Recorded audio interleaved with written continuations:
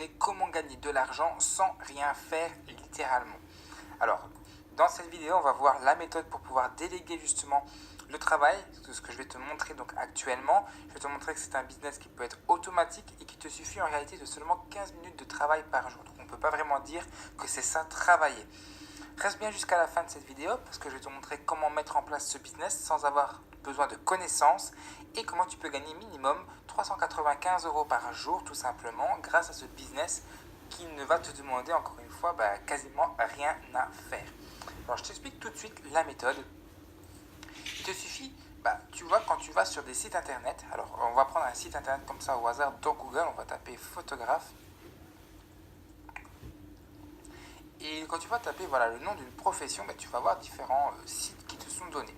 Alors nous, on va aller par exemple ici sur ce site-là. Les sites internet, tu remarques souvent qu'ici, ils ont une partie qui est en général non sécurisée ou sécurisée. C'est ce qu'on appelle le certificat SSL. Le certificat SSL, si tu veux, il te permet tout simplement de pouvoir être mieux noté au niveau du référencement sur Google et de pouvoir tout simplement avoir un site qui est mieux positionné. Mais également, les sites internet en général ne sont pas optimisés pour la vitesse. Par exemple, si on reprend ce site-là, on va le prendre et on va aller sur ce qu'on appelle, alors je vais ouvrir ici un nouvel onglet, sur ce qu'on appelle GTmetrix. GTmetrix, c'est pour pouvoir vérifier tout simplement la vitesse du site web. Donc on tape directement ici et une fois que tu as tapé ici le nom de ton site internet, tu attends que GTmetrix l'analyse. Une fois qu'il l'aura analysé, il va te donner son score. Et tu vas voir que c'est là-dessus que nous, on va pouvoir jouer, qu'on va pouvoir mettre en place simplement la technique que ici, je vais te montrer. Et jusqu'à présent, ça c'est le travail que tu dois faire. Donc jusqu'ici, rien de compliqué. Donc ce que tu dois faire, simplement trouver des sites avec un certificat ici, où ils n'ont pas de certificat SSL, d'accord, et vérifier la vitesse du site.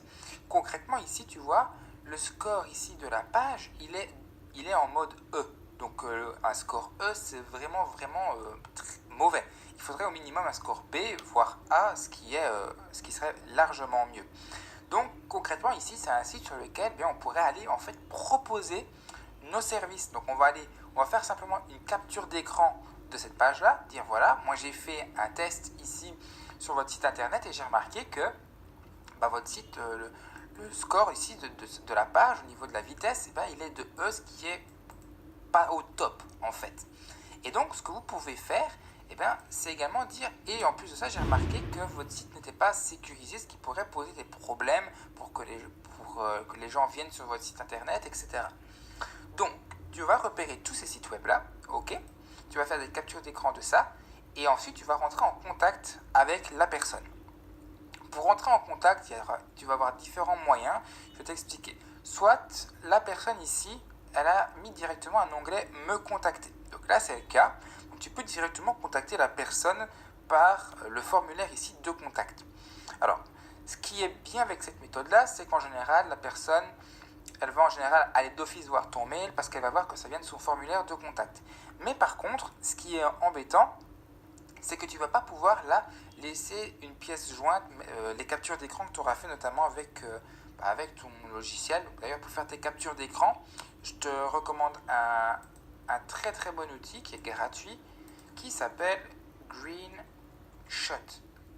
C'est un petit logiciel pour Windows, c'est gratuit. Voilà, GreenShot, c'est ça. Et en fait, ça va te permettre de simplement faire des captures d'écran. Tu n'auras qu'à appuyer sur impression écran et ça te fera les captures. Donc, on revient ici. Voilà. Donc, moi, ce que je te recommande, c'est plutôt de chercher l'adresse email. Alors, l'adresse email, tu vois qu'ici, on a de la chance. Elle l'a mis directement ici. Donc là, on peut directement la récupérer. Maintenant, c'est possible que dans certains cas, le site web ne te mette tout simplement pas l'adresse mail. Comme ça, tu as deux solutions. Première solution, c'est directement télécharger une extension sur le web.